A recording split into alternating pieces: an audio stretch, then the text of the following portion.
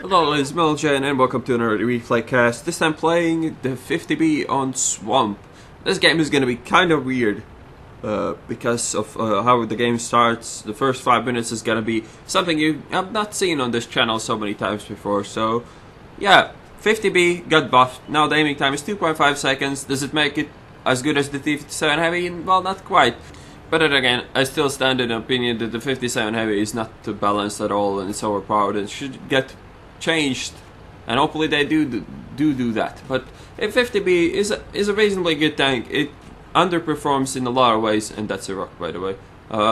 It underperforms in a lot of ways. It cannot roll close range if your enemies have somewhere to hide behind, but it always does good what autoloaders always do good, which is trapping people, laying ambushes, and now with the better aiming time, it actually can deliver that firepower of its with the 2.5 second reload between shots. It used to be that the aiming time was 3 seconds, so you needed to aim your shots and you couldn't shoot just when you were reloaded. Now you can.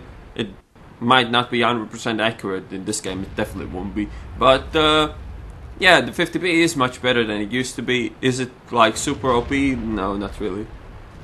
Biggest change though is that you can deliver relatively accurate fire from longer distances now without aiming for the entire time, so it makes the DPM quite higher on higher distances. And here, like the most unlikely shots to take, but I'm gonna take it since the E100 is not paying attention to me at all, and I need to, like, if I hit the tank there, I would obviously pen, because that's like the only thing I can pen on. That turret is sticking out, but I missed all my 4 shots, and that's a really bad first mag. But shit happens. Not like the Batshot. This tank has so many shells in the clip, in the ammo rack, that it can shoot and miss and don't worry about that at all. 52 shells, it's a ridiculous amount. So as always on this map, clear the people that cross the bridge and then see what else is happening. Don't cross the bridge and push aggressively down south. That is never gonna end well for nobody. So I'm just gonna peek here and see if maybe they spot the enemy waffles or something like that that I could maybe shoot at, but it seems that nothing like that is gonna happen at the moment.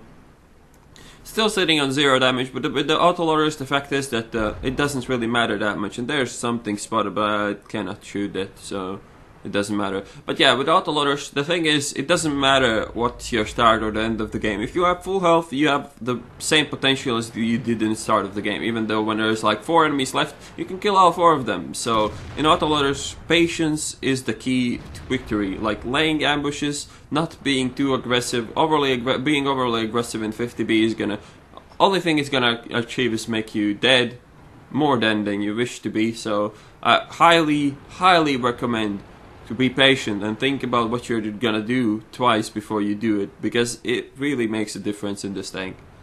And I'm not the best 50B driver because I'm not the most patient guy in the world. I tend to make mistakes that are just because I play too aggressive. I didn't think through my actions, because with this tank, when you make a push, you will need cover to reload behind, and you'll need to get in that cover relatively quickly, because armor is something you cannot count on. It can save you once in a blue moon when people actually shoot your hull, but whenever you're hull down, whenever you're peeking, everybody's gonna shoot your turret and everybody's gonna pen. There's 2 parts of the 50B that people can bounce off.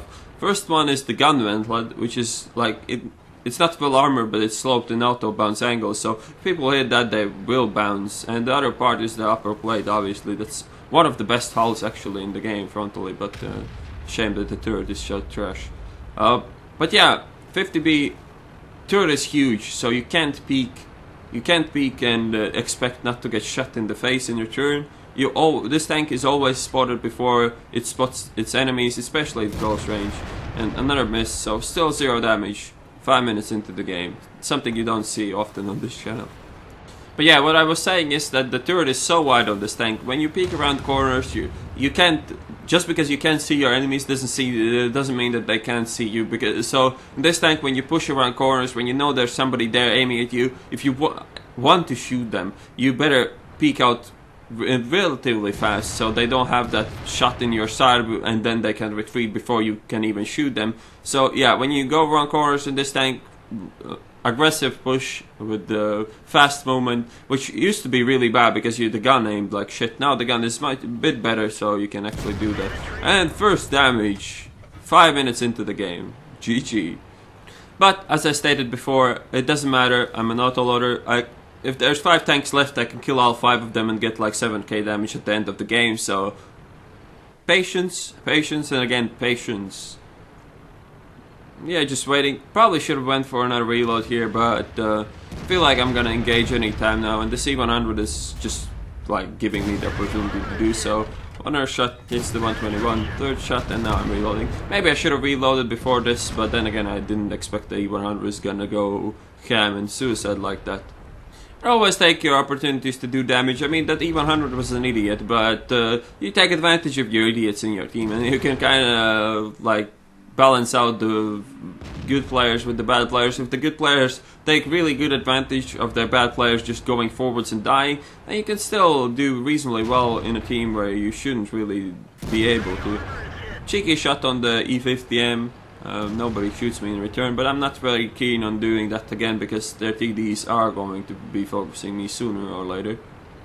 But this E100 looks like a nice cover from the base and the TDs, so I'm gonna try to use his corpse as my cover and try to clip the E50M. 50M is looking at me, and that was a bad shot. Should have waited a bit more.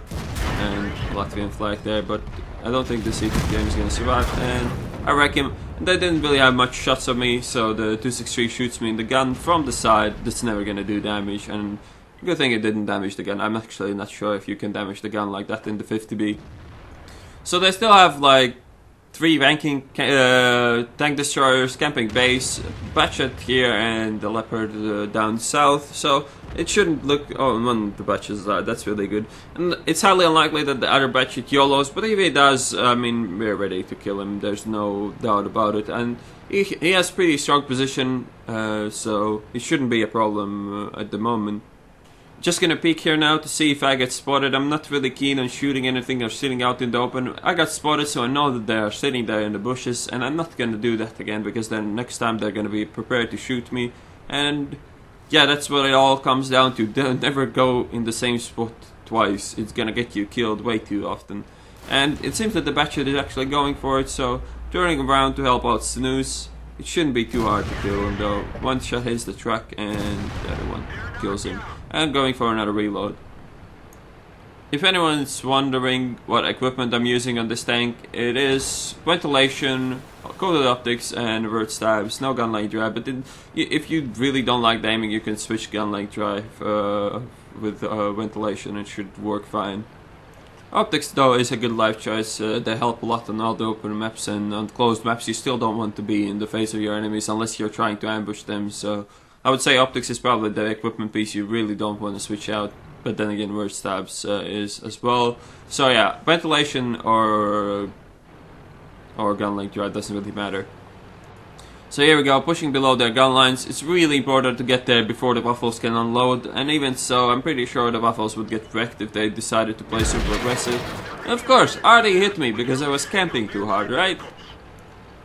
But it seems that I made it, and it doesn't really matter that I lost that 700 health. It could be useful, but I guess it won't be because this team is a bit too good for me to kill all of the rest of the enemies, and probably would not even be able to, because one thing that 50B don't scale up good against is the Waffenträger E100, because those have quite a bit higher damage potential. The Waffles are unloading. I'm gonna kill this one first, and then the other one, or the Artie, get some revenge for the shots he took at me earlier. Kill that one, and now the 263 is trying to give me a shot, and I'll take it, why not? And now let's read a book for 27 seconds, and the Waffle though is clipping every enemy it's left in our, every friendly it's left in our team. That's good for me because he's gonna be reloading and I can kill him easily. So yeah, that works out for me perfectly fine. So now if I roll reasonably average, I'm pretty sure I can clip all 3 of them, both of them without reloading. So that's really good for me. Waffle is gonna be reloading, so I can kill that for completely free. And there he is, 1000 health. 2 shots will not do the job, but 3 shots is gonna be more than enough, even if I roll all 3 of them quite low. But yeah, it doesn't matter. Now the last guy left, and the obvious mistake you don't want to make here, you don't want to miss. It doesn't matter what he does, if he shoots you or not. Just aim and you kill him. And yeah, there we go, 6 kills, even though this game looked like shit. And this is why patience is so important in this tank. It's so important to not lose health. It's so important to use your health when you're actively clipping your enemies. It helps so much to do damage in this tank. I mean, it can't call this like a super good game. I mean, it's probably ace tanker only because I got 6 kills, but still. 5k damage, 760 assisted. It is not a bad game, even though the first 5 minutes I haven't done any damage whatsoever. So a few lessons we can take off this game. Patience is really important in this tank. Use your less fortunate teammates in the brain compartment to do more damage. The fact that they die doesn't matter for you. The fact that matters is that you don't get shot and you do damage. Never appear in the same spot twice. It's gonna get you killed way too often.